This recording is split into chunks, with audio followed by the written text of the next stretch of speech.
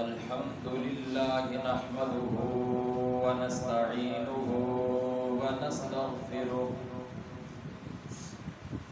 ونؤمن به ونتوكل عليه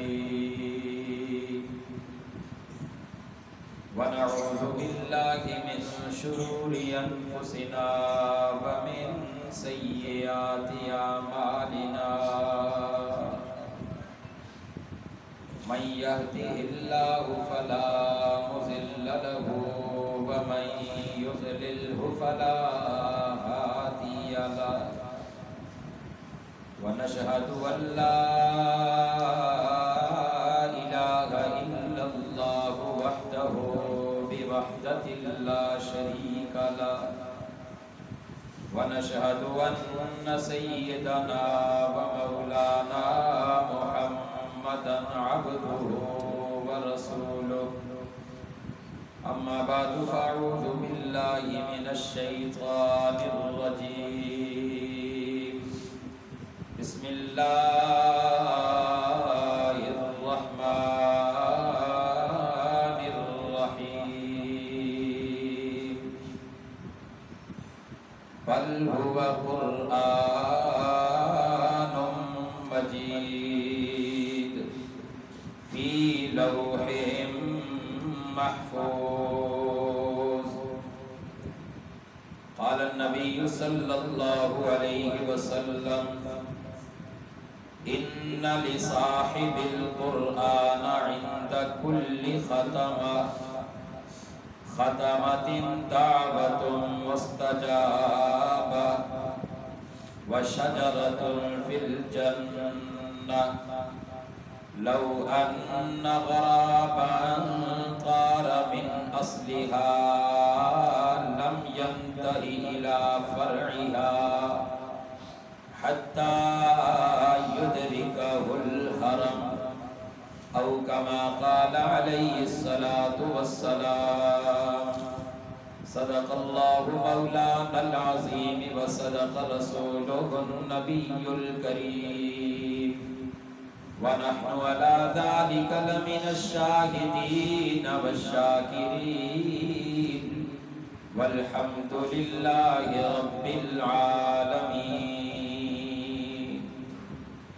تمام احباب شوق اور محبت کے ساتھ آواز بلند درود پاک پڑھیں. اللہم صلی علی سیدنا و مولانا محمد وعلى آل سيدنا ومولانا محمد وبارك وسلم وصل عليه. سبحانك لا علم لنا إلا ما علمتنا إنك أنت العليم الحكيم. رب اشرح لي صدري ويسر لي أمري واحلل عقدة من لساني يفقهوا قولي. رب زدني علما رب زدني علما رب زدني علما. میرے واجب الاحترام قابل صد احترام حضرات علماء کرام اور میرے بزرگوں عزیز دوستوں، آپ کے سامنے قرآن مجید فرقان حمید کی 2 آیات کریمہ اور آقا دو جہاں صلی اللہ علیہ وسلم کی احادیث مبارکہ میں سے ایک حدیث مبارک تلاوت کی ہے. اللہ تعالیٰ کی بارگاہ میں دعا گو ہوں مجھے اقصد کہنے کی اور پھر ہم سب کو اس پر عمل کرنے کی توفیق عطا فرمائے. آج کا ہمارا یہاں پر جمع ہونا تکمیل قرآن کے حوالے سے ہے. یہاں اس مسجد میں بھی جس طرح الحمدللہ عالم اسلام کی جتنی مساجد ہیں ہر مسجد کے اندر تقریباً اس رمضان المبارک کے اندر نماز تراویح میں قرآن کریم الحمد کی الف لام سے شروع کر کے والناس کی سین تک حفاظ کرام نے سنایا اور تمام مسلمانوں نے اس قرآن کریم کو سنا۔ یہاں اسی طرح حضرت حافظ صاحب نے قرآن مجید نماز تراویح کے اندر سنایا اور آپ تمام احباب نے دن کی محنت اور تھکاوٹ کرنے کے باوجود رات کو نماز تراویح کے اندر قرآن کریم سنا۔ اللہ تعالی حضرت حافظ صاحب کا سنانا اور آپ تمام احباب کا سننا اپنے دربار میں قبول فرمائے، اور حافظ صاحب کے قرآن پڑھنے میں بتقاضۂ بشریت اور آپ کے سننے میں جو کمی کوتاہی ہوئی اللہ اپنی رحمت کے ساتھ اسے معاف فرمائے۔ میں سب سے پہلے حضرت قاری صاحب کو قرآن کریم سنانے پر اور آپ تمام احباب کو قرآن کریم سننے پر دل کی اتھا گہرائیوں سے مبارکباد پیش کرتا ہوں کہ یقیناً اللہ اپنے گھر میں اسی کو بلاتے ہیں جس کو چاہتے ہیں، اور پھر اپنا قرآن سننے کی توفیق اسے ہی عطا کرتے ہیں جس کو چاہتے ہیں۔ تو یقیناً آپ مبارکباد کے مستحق ہیں، اور یہ مبارکبادی صرف مسلمان ہی آپس میں نہیں دیتے، یہاں فرشوں پہ انسان ہی آپس میں مبارکبادیاں نہیں دیتے، بلکہ یہ مبارکبادیاں فرشتے بھی ایک دوسرے کو دیتے ہیں۔ ذرا جاگ کر کہیں سبحان اللہ۔ ابھی آپ کے سامنے جو نعتیں پڑھی جا رہی تھی آپ بالکل خاموش بیٹھے تھے، قبرستان مسجد کے احاطے سے باہر ہے، اندر الحمدللہ زندہ لوگ بیٹھے ہیں، زندہ لوگ زندہ دل کے ساتھ جا کر کہیں سبحان اللہ۔ آپ کی سبحان اللہ کی وجہ سے یہ میرا ایمان ہے، اس سبحان اللہ کی آواز یا سبحان اللہ کی برکت سے اللہ مردوں سے عذاب بھی اٹھا لیتا ہے۔ اس لیے جب آپ کو کوئی بات سمجھ آئے تو آپ نے ضرور سبحان اللہ کہنا ہے، کہیں گے انشاءاللہ۔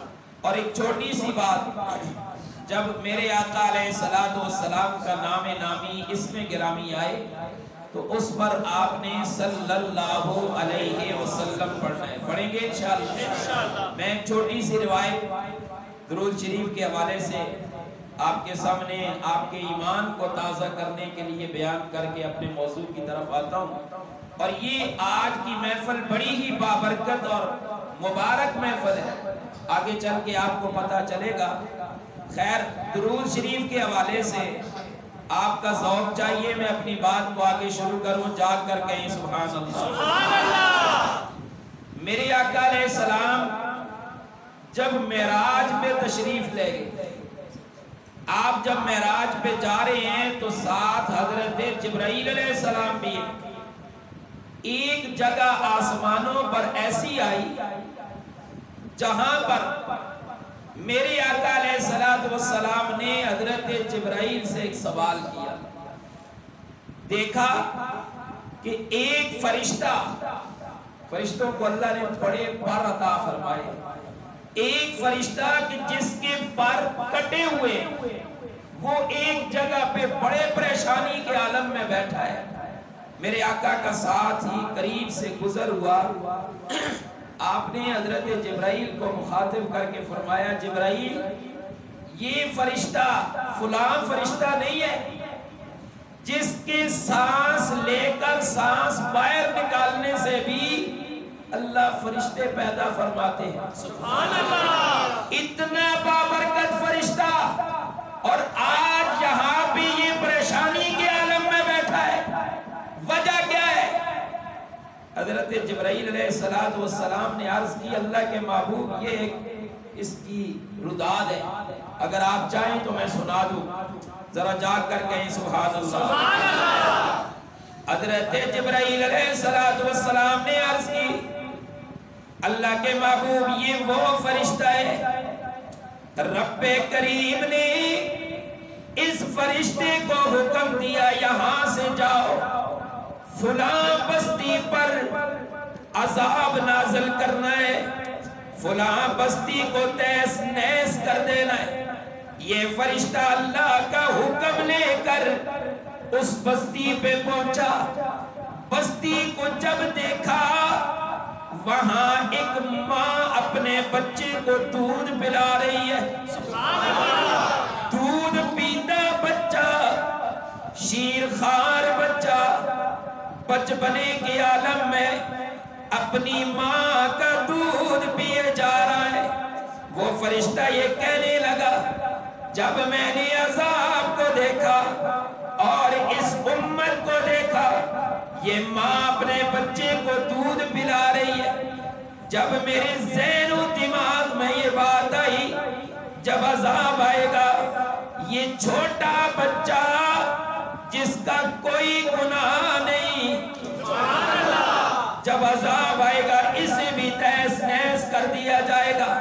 میرے محبوب علیہ السلام اس فرشتے نے اس بچے کے اوپر ترس کھایا، اس بچے پہ رحم کرتے ہوئے عذاب نازل نہیں کیا اور واپس ہو گیا۔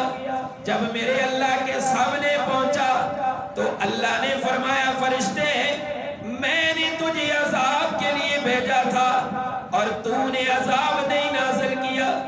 عرض کی پروردگار اس بچے کو دیکھا رحم و ترس آ گیا ہے جس کی بنا پر میں نے عذاب نہیں اتارا۔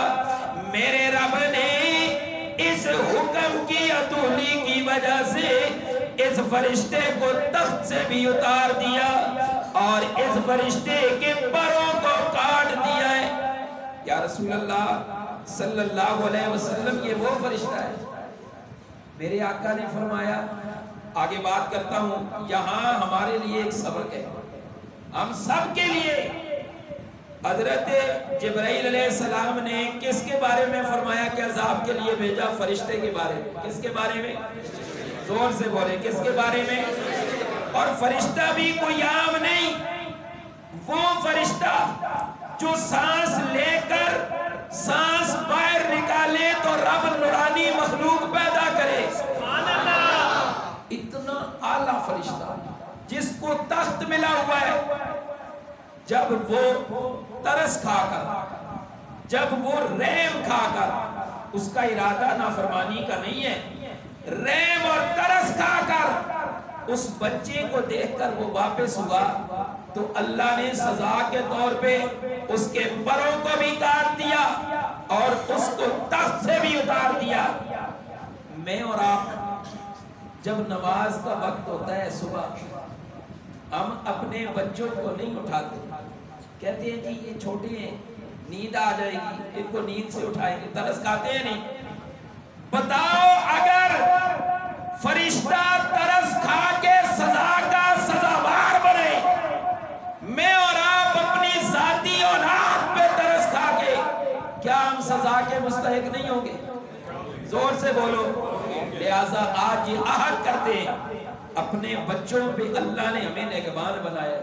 الا کلکم راع وکلکم مسئول عن رعیتہ، سنو ساری کائنات والو، اللہ نے تمہیں اپنی رعیت پہ ایک مسئول بنایا، ایک امیر بنایا، اور اس رعیت کے بارے میں تمہیں پوچھا جائے گا۔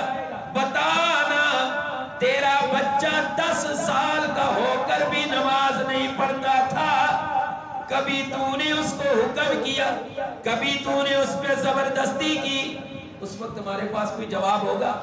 لہٰذا آج یہ عہد کرتے ہیں اسلام کے احکامات میں اپنی اولاد پر، ظاہر ہے ایک نگہبان ہے، اس کے نیچے ایک رعایا ہے، خاوند بیوی پہ نگہبان ہے، باپ اپنی اولاد پہ نگہبان ہے، ماں اپنی اولاد پہ نگہبان ہے۔ لہٰذا باپ اور جو بیوی ماں ہے، ماں باپ دونوں کو اپنی اولاد پہ جو اللہ نے نگہبان بنایا اس کے بارے میں ضرور سوال کیا جائے گا۔ عمل کریں گے انشاءاللہ، جاگ کر کہیں سبحان اللہ۔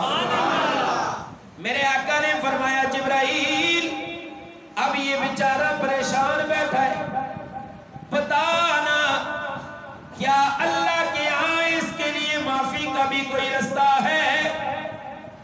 حضرت جبرائیل نے عرض کی اللہ کے محبوب میں اللہ کی طرف جاتا ہوں، میں اللہ کی طرف رابطہ کرتا ہوں۔ میرے رب نے فرمایا جبرائیل میرے محبوب سے فرما دے ایک رستہ ہے، سبحان اللہ، بڑے ذوق کی بات، ایک رستہ ہے، یہ معافی کے قابل نہیں تھا لیکن ایک شرط پہ اسے معاف بھی کیا جا سکتا ہے، ایک شرط پہ اسے عہدے پہ بحال بھی کیا جا سکتا ہے، ایک شرط پہ اسے دوبارہ تخت پہ بھی بٹھایا جا سکتا ہے۔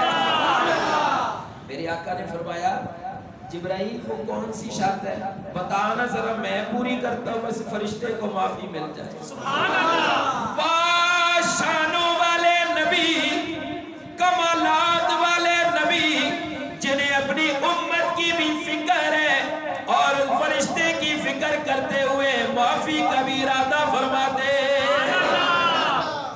میرے آقا نے جب یہ سوال کیا، اللہ نے حضرت جبرائیل کو فرمایا جبرائیل میرے محبوب سے فرما دیجئے اس کے لیے ایک شرط ہے، اگر یہ فرشتہ میرے آخری نبی پر 10 مرتبہ درود پڑھ دے تو میں اللہ اس کی اس گناہ کو بھی معاف کر کے سزا کو ختم کر کے پر بھی لگا دوں گا اور تخت پہ بھی بٹھا دوں گا۔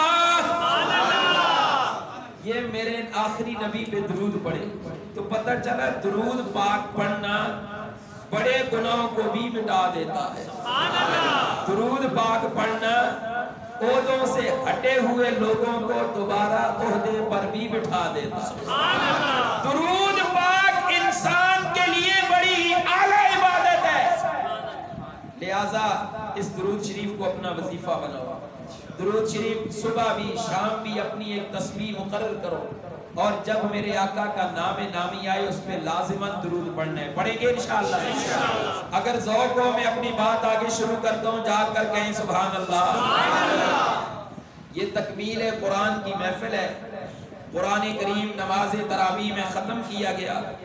آئیے آقا علیہ السلام کی احادیث کے دروازے پہ جاتے ہیں، جا کر ذرا دستک دیتے ہیں کہ ختم قرآن کے حوالے سے، ختم قرآن پہ یہ جو محفلوں کا انعقاد کیا جاتا ہے، ختم قرآن پہ یہ مبارک محفلیں جو سجائی جاتی ہیں، ان کا کوئی ثبوت بھی ہے؟ اگر ذوق ہو تو میں وہ بیان کروں۔ حضرت انس بن مالک رضی اللہ تعالیٰ عنہ سے روایت ہے، آپ فرماتے ہیں میرے آقا نے فرمایا قال النبی صلی اللہ علیہ وسلم ان لصاحب القرآن، او میرے بہت سست سامعین ذرا جا کے آپ سبحان اللہ۔ آج کافی دن تو بیان نال گلا خراب ہے تے تسی اس کو بھی زیادہ خراب ہے، ذرا جا کے آپ سبحان اللہ۔ میرے آقا نے فرمایا کہ قاری قرآن، حافظ قرآن، میں مبارکباد پیش کرتا ہوں حافظ صاحب، آپ نے قرآن مکمل کیا۔ قرآن کے تکمیل کے موقع پر میرے آقا نے فرمایا 2 بشارتیں، کتنی بشارتیں؟ 2 بشارتیں۔ آپ نے فرمایا عند کل ختم، جب قرآن پڑھ کے ختم کیا جاتا ہے، پہلی بشارت دعوت المستجاب، میں اللہ گارنٹی دیتا ہوں اس موقع پہ جو بھی دعا کی جائے میں اللہ قبول کرتا ہوں۔ اس موقع پہ جو بھی دعا کی جائے میں اللہ اسے قبول کرتا ہوں۔ دیکھیں اللہ خود بھی فرما سکتے تھے، اللہ خود بھی فرما سکتے تھے، لیکن اللہ نے اپنے آخری نبی کی زبان سے فرما دیا، اشارہ کر دیا۔ میری بات بھی بڑی مضبوط ہے لیکن میرے نبی کے زبان سے جب نکلی تو یہ قرآن کے مقابل، یعنی کہ ایک طرف قرآن سچا، ایک طرف میرے نبی کا فرمان سچا ہے۔ تو ایک بشارت یہ ہوئی کہ ایسے مواقع پہ دعائیں سارے بولے ایسے مواقع پہ دعائیں قبول ہوتی ہیں۔ دوسری بشارت سن کے جلانا بولیا، سن کے جس نے سبحان اللہ نہ کی تے اللہ دی قسمیں بڑا دکھ ہے۔ میرے آقا نے فرمایا دوسری بشارت وَشَجَرَةٌ فِي الْجَنَّةِ، جب قرآن ختم ہوتا ہے قاری صاحب قرآن کے اختتام پہ کہتے ہیں مِنَ الْجِلَّةِ وَالنَّاسِ،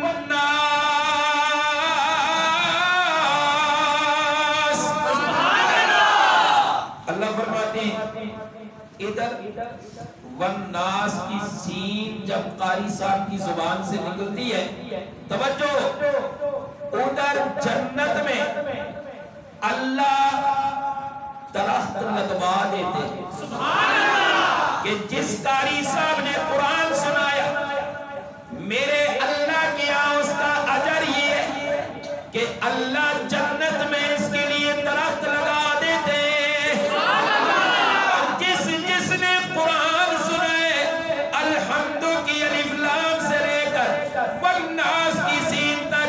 لفظ بلفظ سنا، حرف بحرف سنا، بڑے غور سے سنا، اس کے لیے بھی جنت میں درخت لگا دیا جاتا۔ آپ یہاں سے اندازہ لگائیں، ہمارے یہاں فروٹ ہے جن کو اللہ نے سعودیہ دکھایا ہے، جن کو اللہ نے حرمین دکھایا ہے، انہیں پتہ ہے، ہم نے تو سنا ہوا ہے۔ دعا کرتے ہیں اللہ ہم سب کو بار بار مدینہ اور حرم کی حاضری نصیب فرمائے۔ یہاں ہمارے یہاں بھی ایک فروٹ ہے، یعنی ایک کیلا ہوتا ہے اور ایک کیلا وہاں بھی ہوتا ہے، کتنا فرق ہے؟ فرق ہے یا نہیں؟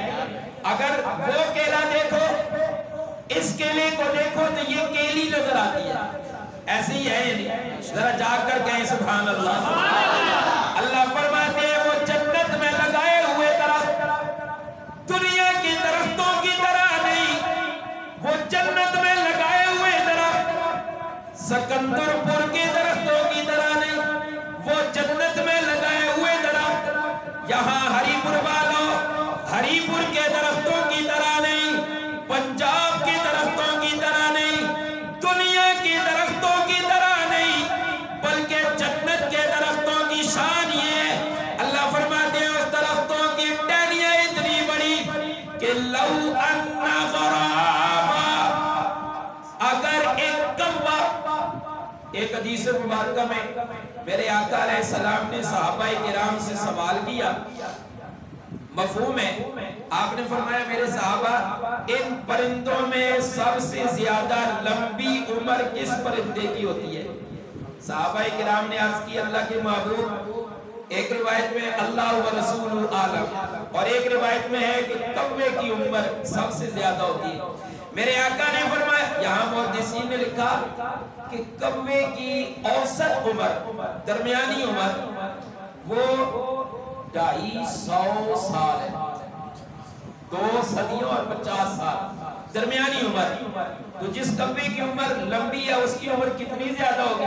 میرے آقا نے فرمایا وہ جنت میں قاری صاحب کے لیے جو درخت لگایا جاتا ہے اس کی ٹہنیاں اتنی بڑی ہوتی ہیں، لو ان غرابا، اگر اس ٹہنی پر کوا اڑنا شروع کرے، فرمایا کہ طار من اصلیا، اس کی جڑوں کو چھوڑ کر لم ینتہی الی فرعیا، اوپر ٹہنیوں پہ وہ اڑنا شروع کرے، کوا اڑ اڑ کے بوڑھا ہو جائے گا، حتی فرمایا یدرکہ الحرم، وہ کوا بوڑھا ہو جائے گا، درخت کی ٹہنی پھر بھی ختم نہیں ہوگی۔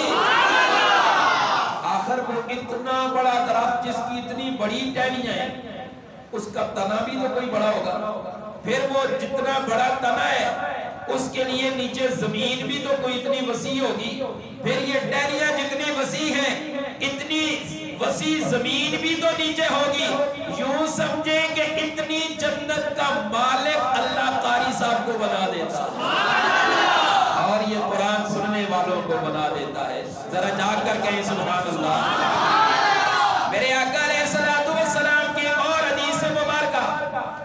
جب قرآن ختم ہوتا ہے تو کیا محلے والے ہی جمع ہوتے ہیں؟ ہمارے یہاں قرآن ختم ہوتا ہے، حضرت شاہ صاحب پیغام بھیجتے ہیں آج ختم قرآن ہے، مسجد میں تشریف لائیں، بیان بھی ہوگا، دعا بھی ہوگی، مٹھائی بھی تقسیم کی جائے گی. ایسے ہی ہے قاری صاحب، یہ پیغام بھیجا جاتا ہے. کیا یہ صرف فرشوں پہ بھیجا جاتا ہے یا عرشوں پہ بھی چرچے ہوتے ہیں؟ سبحان اللہ. ذوق ہو تو میں حدیث سے ثابت کروں، جا کر کہیں سبحان اللہ. میرے آقا نے فرمایا جب قاری صاحب قرآن ختم کرتے ہیں، اذا ختم العبد القرآن، جب قرآن پڑھ کے ختم کیا جاتا ہے، صلی علیہ عند ختمہ 60,000 ملک، اللہ کریم آسمانوں سے 60,000 فرشتوں کا لشکر بلاتے ہیں اور فرماتے ہیں جاؤ زمین پہ فلاں جگہ قاری صاحب نے قرآن ختم کیا ہے، 60,000 فرشتے جا کر میری رحمت برساؤ. جہاں پہ فرشتے 10 فرشتے نہیں، 20 نہیں، سینکڑوں نہیں، بلکہ 60,000 فرشتے اللہ کے حکم سے رحمت برسائیں، وہ محفل کتنی رونق اور مبارک ہوتی ہے. سبحان اللہ. اس لیے جب قرآن ختم ہوتا ہے نا تو فرشتوں کی حاضری ہوتی ہے. جب قرآن ختم ہوتا ہے زمین پہ ہم ادھر تذکرے کرتے ہیں، شاہ صاحب پیغام بھیجتے ہیں کہ آج ختم قرآن ہے، وہاں اللہ آسمانوں پہ فرشتوں پہ کو پیغام بھیجتے ہیں جمع ہو جاؤ ختم قرآن ہے، وہاں پہ جانا ہے. اللہ اللہ. ایک اور حدیث مبارکہ حضرت سعد بن ابی وقاص رضی اللہ تعالیٰ عنہ آپ سے روایت ہے، میرے آقا نے فرمایا من ختم القرآن اول النہار، جو صبح کے وقت قرآن ختم کرے، جو صبح کے وقت قرآن ختم کرے، صلت علیہ الملائکہ، تو فرشتے اس پر رحمتی برساتی ہیں، حتی یمسی، سارا دن رحمتیں برستی رہتی ہیں یہاں تک کہ شام ہو جاتی ہے. اور من ختم العبد، فرمایا ومن ختمہ آخر النہار، جو دن کے آخری حصے میں قرآن ختم کرے. یہاں ہمارے یہاں الحمدللہ رات کو قرآن یہ آخری پیر ہے، یعنی دن کا آخر دن ختم ہوا، رات شروع ہو گئی، قرآن ختم ہوا. اس کی کیا فضیلت ہے؟ میرے آقا نے فرمایا من ختمہ، جس نے قرآن مکمل کیا آخر النہار، آخری پیر میں، تو فرمایا صلت علیہ الملائکہ حتی یصبحوا. اور یہاں پہ غور کرو، اللہ آسمانوں سے فرشتے برساتے ہیں، فرشتے بھیجتے ہیں، وہ فرشتے صبح تک جہاں قرآن ختم کیا جاتا ہے صبح تک اللہ کی رحمتیں برساتے رہتے ہیں. جب اللہ کی رحمت برستی ہے تو جو وہاں پہ بیٹھا ہوتا ہے اللہ اس کی بھی معافی کا اعلان فرما دیتا ہے. اس لیے یہ جو ختم قرآن کی محفلیں ہوتی ہے، قرآن کریم کی تکمیل کی محفلیں ہوتی ہے، یہ کوئی عام محافل نہیں ہے. لہٰذا خود بھی قرآن، یہ تو قاری صاحب نے قرآن پڑھا، اور صرف پڑھا ہی نہیں، نماز میں پڑھا. صرف نماز میں ہی نہیں، رمضان المبارک میں پڑھا. صرف رمضان میں ہی نہیں، قیام اللیل کر کے پڑھا ہے. وہ قیام اللیل جس کے بارے میں میرے آقا نے فرمایا من قام رمضان، بھائی جس نے قیام کیا رمضان کا، ایمانم و احتسابا، ایمان کی حالت میں ثواب کی نیت سے. آپ قرآن سننے آتے ہیں تو اس نیت سے آتے ہیں کہ ہمیں شوکت صاحب کچھ دیں گے؟ جی زور سے بولو. قاری صاحب قرآن سناتے ہیں تو اس نیت سے سناتے ہیں کہ ہمیں کچھ دیں گے؟ نہیں. قاری صاحب کے اخلاص میں، آپ کے اخلاص میں اللہ دن 2 گنا رات 4 گنا ترقیاں نصیب فرمائے.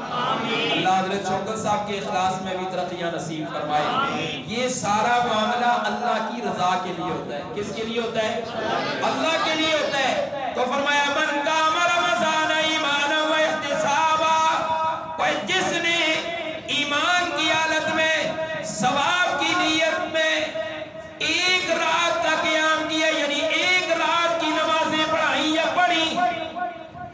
کے لیے کیا حکم ہے؟ غفر لہ ما تقدم من ذنبی. میں نے نہیں کہا، کسی مولوی نے نہیں کہا، کسی خطیب نے نہیں کہا، بلکہ میرے آقا نے فرمایا میں گارنٹی دیتا ہوں اس کے پچھلے سارے گناہ معاف ہیں. ان راتوں میں نماز تراویح کے اندر حضرت قاری صاحب نے قرآن سنایا ہے تو کتنا اجر و ثواب ہوتا ہے.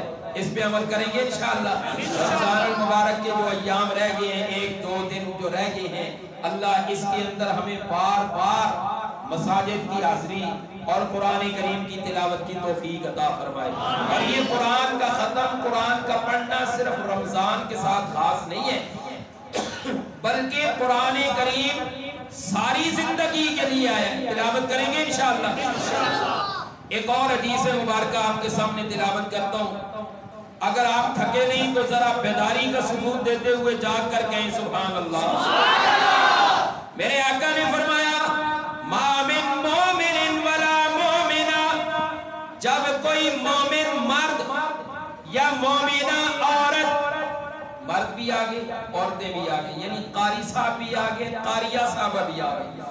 میرے آقا نے فرمایا جب بھی کوئی مومن یا مومنہ قرآن پڑھتا ہے الا وَلَهُ وَكِيلٌ فِي الْجَنَّةِ، وہ دنیا کے اندر قرآن پڑھا جاتا ہے. دنیا میں قاری صاحب نے قرآن کھولا، دنیا میں قاریہ نے قرآن کھولا، یہاں قرآن کھلتا ہے جنت میں اللہ ایک وکیل مقرر کر دیتا ہے. جس وکیل کا کام کیا ہوتا ہے؟ اللہ اس وکیل کو فرماتے ہیں ان قرأ القرآن، ان قرأ القرآن، اگر یہ قاری صاحب قرآن پڑھے وَبَنَا لَهُ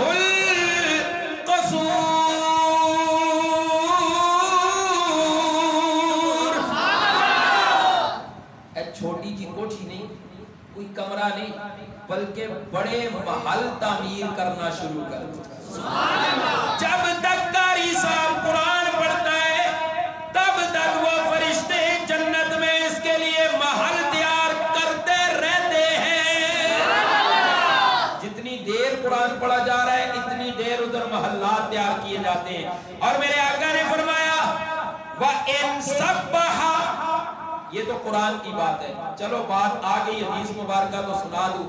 وَإِن سَبَّحَ، اگر کوئی بندہ تسبیح کرتا ہے، قرآن نہیں، قرآن تو اللہ کا کلام ہے نا، قرآن کیا ہے؟ اللہ کا کلام ہے.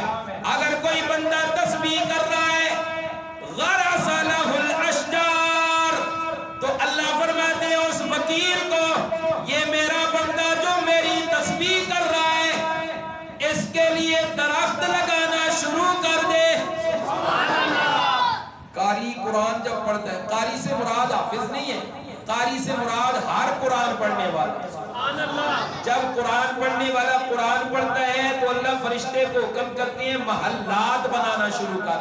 جب کوئی قرآن سے ہٹ کر تسبیح پڑھتا ہے تو اللہ فرماتے ہیں یہ تسبیح پڑھنے والے کے لیے جنت میں درخت لگانا شروع کر. آپ تبلیغی جماعت والے بھائیوں سے سنتے ہیں نا جو ایک دفعہ سبحان اللہ کہتا ہے جنت میں درخت لگتا ہے، اس کا سایہ اتنا بڑا ہوتا ہے، عربی نسل کا گھوڑا نیچے بھاگتا ہے، سایہ پھر بھی، یہ سنتے ہیں نا آپ؟ تو یہی معنی ہے جو سبحان اللہ کہتا ہے اس کے لیے درخت لگنے شروع ہو جاتے ہیں. اور جو قرآن پڑھتا ہے اس کے لیے محلات بننے شروع ہو جاتے ہیں. اور میرے آقا نے فرمایا ایک نے قرآن پڑھا محلات بنے، ایک نے تسبیح پڑھی اس کے لیے درخت لگے. وَإِن كَفَّ، ایک بندہ خاموش ہو گیا، وہ جی چپ رہنا بھی تو عبادت ہے، اچھی بات ہے، لیکن یہاں دیکھو اللہ کے محبوب فرماتے ہیں وَإِن كَفَّ، اگر یہ قرآن پڑھنا چھوڑ دیتا ہے اللہ فرشتے کو حکم کرتے ہیں محل بنانا چھوڑ دے. اب بتاؤ قرآن کی تلاوت کرتے کرتے جس نے یہ حدیث سنی ہے وہ قرآن سے کبھی نہیں اکتائے گا. اس لیے قرآن کی تلاوت کریں گے انشاءاللہ، تسبیحات کا معمول بنائیں گے انشاءاللہ. ایک اور حدیث مبارکہ آپ کو سنانا چاہتا ہوں. میرا خیال ہے تھک گئے ہو تسی. ذرا جاگ کے آپ کو سبحان اللہ جڑے جڑے تھک گئے نہیں. مطلب ہے کہ تھک گئے ہو جی. ذرا جاگ کے آپ کو سبحان اللہ. ایک ہے قرآن کریم پڑھنا, ایک ہے قرآن کریم نماز میں پڑھنا. دونوں باتوں میں فرق سمجھ آیا؟ ایک ہے قرآن پڑھنا, ایک ہے نماز میں قرآن پڑھنا.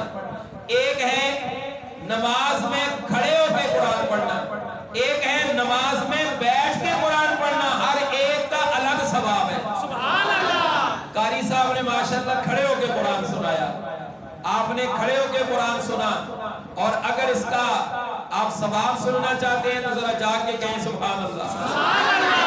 حضرت انس رضی اللہ تعالیٰ عنہ سے روایت ہے, فرماتے من قرأ القرآن فی صلاۃ القائمہ, جس نے نماز میں کھڑے ہو کر قرآن پڑھا, میرے آقا نے فرمایا کان لہ بکل حرف مئۃ حسنہ, ایک حرف کے بدلے اللہ 100 نیکیاں عطا فرماتا ہے. سبحان اللہ. آپ نے سنا ہے نا, ایک حرف کے بدلے 10 نیکیاں. سنا ہوا ہے نا, ایک حرف کے بدلے 10 نیکیاں ضرور ہیں, لیکن جو نماز میں کھڑے ہو کے قرآن پڑھتا ہے اس کو ایک حرف کے بدلے اللہ 100 نیکیاں عطا فرماتا ہے. میرے آقا کا فرمان ومن قرأ قاعدا, جو بیٹھ کے قرآن پڑھتا ہے, نماز میں بیٹھ کے قرآن پڑھتا ہے, کان لہ بکل حرف, اس کے لیے اللہ 50 حسنہ 50 نیکیاں لکھتے ہیں. بتاؤ نا ذرا, کرسی تے بہ کے سن سو یا کھل کے سن سو, کتنا بڑا اجر و ثواب ہے. ان نیکیوں کا پتہ اس وقت چلے گا جب نفس نفسی کا عالم ہوگا. ماں باپ اولاد کو نہیں پہچانیں گے, اولاد ماں باپ کو نہیں پہچانے گی, سارے رشتے چھوڑ جائیں گے. اس وقت پتہ چلے گا کھڑا ہو کے پڑھنے کا کتنا ثواب ہے. اور ساتھ ہی فرمایا وَمَنْ قَرَأَ فِي غَيْرِ صَلَاةٍ, جس نے نماز کے علاوہ قرآن پڑھا, الماری سے قرآن اٹھایا, نیچے بیٹھ کے پڑھنا شروع کر دیا, نماز میں نہیں, نماز سے ہٹ کے جس نے قرآن پڑھا, میرے آقا نے فرمایا کان لہ بکل حرف 10 حسنات, اس کو ایک حرف کے بدلے 10 نیکیاں عطا کی جائے. دیکھیں کتنا بڑا اجر و ثواب ہے. عمل کریں گے انشاءاللہ. اللہ تعالی حضرت قاری صاحب کا قرآن سنانا, آپ تمام احباب کا قرآن سننا اپنے دربار میں قبول فرمائے. میرا دل پہ آتا ہے کہ تھوڑا جا ذکر کر کے نا اگر فتوہ نہ لو دے, ذکر جس جس نے کرنا ہے ذرا جا کے آپ کو سبحان اللہ. ہم رستے سے آئے تو رستے میں ہم نے قبریں دیکھی ہیں نا, سب نے دیکھی ہیں, سب نے مرنا ہے. شاعر قبروں کو دیکھ کر اپنی موت کو یاد کر کے ایک شعر بولتا ہے, اور ساتھ آپ نے ذکر بھی کرنا ہے. شاعر کیا کہتا ہے؟ شاعر کہتا ہے کر یاد قبر دیا گندانو, سبحان اللہ. جب بندہ مر جاتا ہے قبر میں رکھا جاتا ہے, ادھر بھی دیوار ادھر بھی دیوار. شاعر کہتا ہے کر یاد قبر دیا گندانو, رکھ یاد کفن دیا پھندانو. جب بندہ مر جاتا ہے نا تو کفن جب ڈالتے ہیں, ایک وہ کپڑے کا ایک ٹکڑا ادھر باندھتے, ایک ٹکڑا ادھر درمیان پہ باندھتے نہیں باندھتے. شاعر کہتے ہیں رکھ یاد کفن دیا پھندانو, اور چھڑ جائی زن فرزندانو, بڑی لا الہ الا اللہ, لا الہ الا اللہ. یہ سارا زور میں ہی پہ لانا نا, شوکت صاحب مٹھائی بھی ماں ہی دے, یہ نہ نہیں دے. ذرا جاگ کے زور نہ پڑھو لا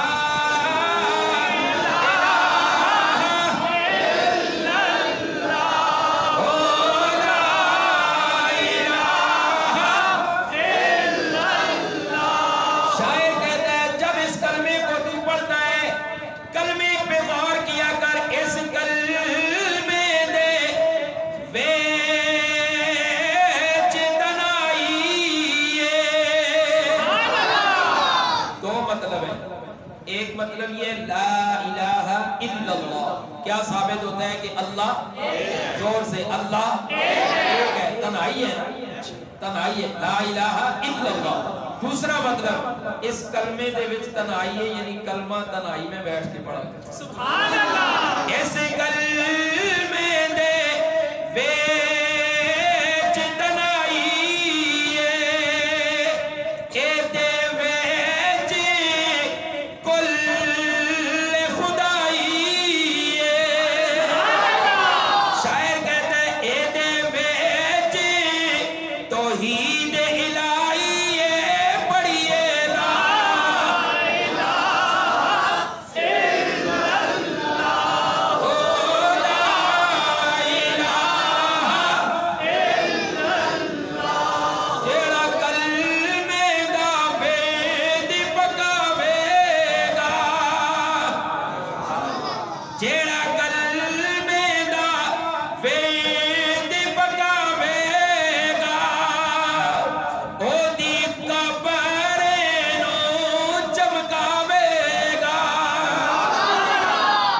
بندے کو جب قبر میں رکھتے ہیں تو لائٹیں نہیں ساتھ لگاتے، وہاں پہ کوئی روشنی کا انتظام نہیں ہوتا.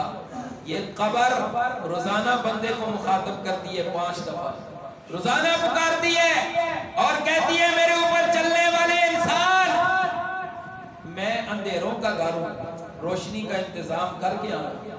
میں کیڑوں مکوڑوں کا گھر ہوں، مجھ سے بچنے کا انتظام کر کے آنا. قبر روزانہ پکارتی ہے. تو شاعر کیا کہتا ہے؟